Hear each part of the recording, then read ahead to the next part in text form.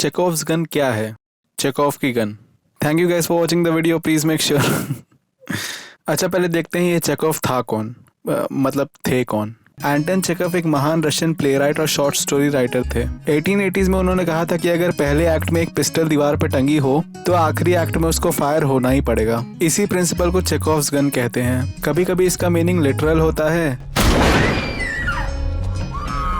But most of the time इसे as a metaphorical guide की तरह यूज किया जाता है। यहाँ पिस्टल का मतलब लिटरली बंदूक नहीं, बल्कि कोई भी ऐसी इवेंट, इंफॉर्मेशन या सिंपली एक्सपोजिशन है जो स्टोरी में इंट्रोड्यूस किया गया हो। एक्सपोजिशन बेसिकली हमारी स्टोरी की दुनिया की कोई भी पीस ऑफ इंफॉर्मेशन बताना होता है, जैसे हमारा कैरेक्टर कहाँ रहता है, क्या करता है, क्या हुआ उसके साथ, क्या खाता है, पीता है, वगैरह वगैरह। चेकोव्स गन का यही कहना है कि ये पीस ऑफ इंफॉर्मेशन वेस्ट नहीं जानी चाहिए और आगे जरूर काम आनी चाहिए। अगर कोई ऐसी इंफॉर्मेशन है जो आगे चल के काम नहीं आने वाली तो उसे हटा देना चाहिए। चेकोव्स गन इस तरह से एग्जीक्यूट होनी चाहिए कि ऑडियंस को पता भी ना चले कि उन्हें कोई इन्फॉर्मेशन दी जा रही है। एक फिल्म जो चेकोव्स गन को यूज करके एक्सपोजिशन ऐसे करती है कि ऑडियंस को पता भी ना चले, वो है दृश्यम, जिसके ब्रिलियंट स्क्रीन प्ले का क्रेडिट जाता है जीतू जोसेफ को। दृश्यम के शुरुआत में ही हम एक पुलिस ऑफिसर को फॉलो करते हैं जो बस से गोवा आ रहा है। इससे हमें दृश्यम की सेटिंग यानी लोकेशंस का आइडिया हो जाता है, जैसे विजय का ऑफिस एरिया, मार्टिन अंकल का रेस्टोरेंट या दोनों पुलिस स्टेशंस। और उसके साइड में जो कलर उड़ा हुआ है ना, वो पुराना पुलिस स्टेशन।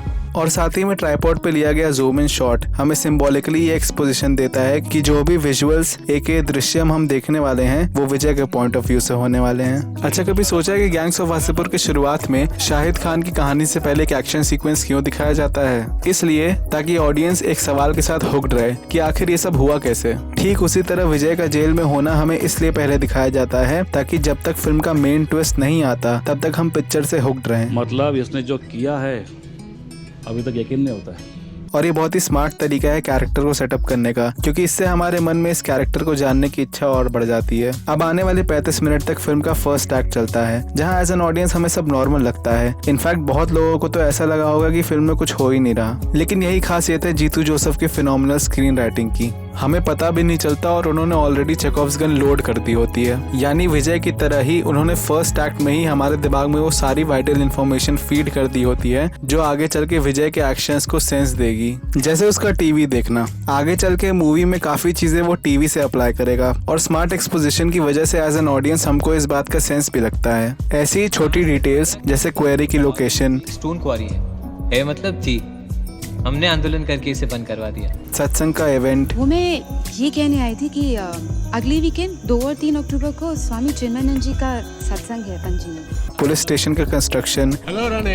अरे मार्टिन अंकल कैसे आप? हमें फर्स्ट एक्ट में ही एक्सपोजिशन के थ्रू फीड कर दी जाती हैं, यानी गन लोड कर दी जाती है। और फर्स्ट एक्ट के बाद यानी रोहन का मामला खुलने के बाद वही गन यानी वही इंफॉर्मेशन अलग अलग टाइम पे फायर कर दी जाती है, कुछ थोड़े ही टाइम में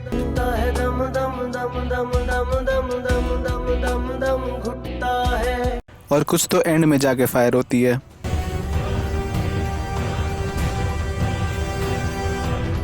और जरूरी नहीं है कि एक्सपोजिशन यानी चेकोव्स गन का लोड होना फर्स्ट एक्ट में ही हो। दृश्यम में भी एक्सपोजिशन बाद में ही होता है। हम विजय को फैमिली के साथ सत्संग जाते, खाना खाते और टिकट खरीदते देखते हैं, लेकिन हमें इसका पूरा सेंस तभी मालूम पड़ता है जब तब्बू का मोनोलॉग आता है। Master stroke.